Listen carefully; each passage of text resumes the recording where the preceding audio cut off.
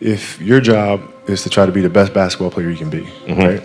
To do that, you have to practice, you have to train, right? You want to train as much as you can, as often as you can.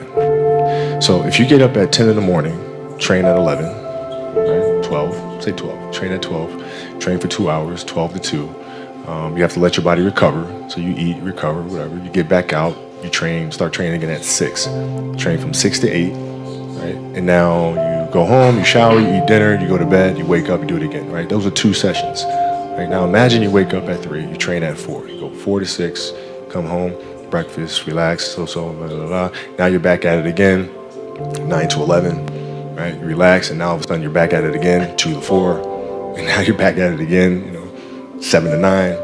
Look how much more training I have done by simply starting at 4, right? And so now you do that, and as the years go on, the separation that you have with your competitors and your peers just grows larger and larger and larger and larger and larger. And by year 5 or 6, doesn't matter what kind of work they do in the summer, they're never going to catch up because they're 5 years behind. Right? So it makes sense to get up and start your day early because you can get more work in. I didn't feel good about myself if I wasn't doing everything I could to be the best version of myself. If I felt like I left anything on the table, it would eat away at me. I wouldn't be able to look myself in the mirror.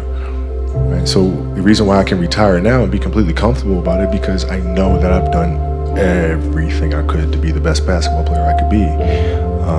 And so that's where it comes from for me. You can't leave any stone unturned. Trivial things weren't going to pull my attention. It had to be things weren't going to pull my attention. It had to be things that I had a purpose. I wanted to be one of the best basketball players to ever play. And anything else that was outside of that lane, I didn't have time for. At what age did that goal become crystal clear? I made that deal with myself at 13 years old. At 13 years old? 13 years old. That's the deal I made. You were crystal clear about it? Crystal clear. And where did inspiration come from? The love of the game. The love of the game, the challenge. Like I would watch Magic play, I'd watch Michael play, and I would see them do these unbelievable things, and I'd say, can I get to that level? I don't know, but let's find out. If I could work that hard every day,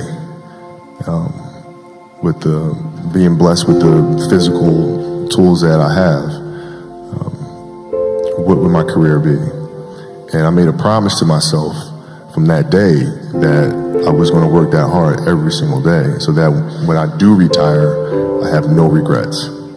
And that was the most important thing for me, is to leave no stone unturned, get better every single day. And if I lived that way, then over time, I'd have something that was beautiful.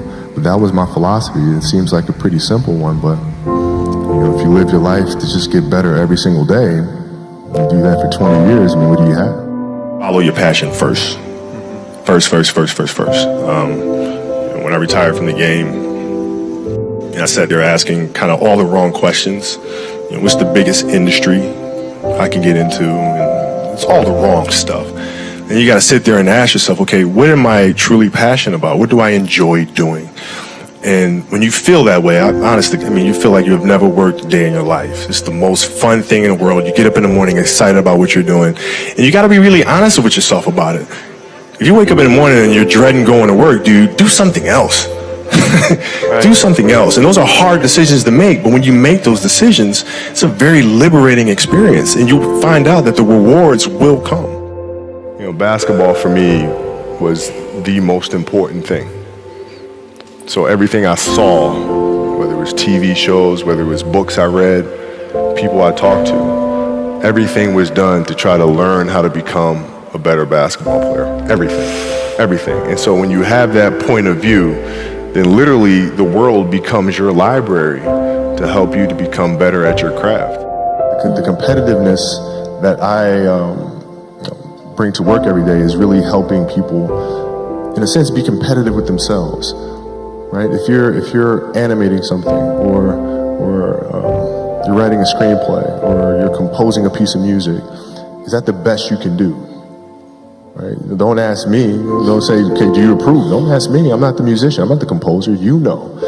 Right? So the competitiveness is more from an individual perspective. Is this the best you can do? And if the answer is yes, then off we go.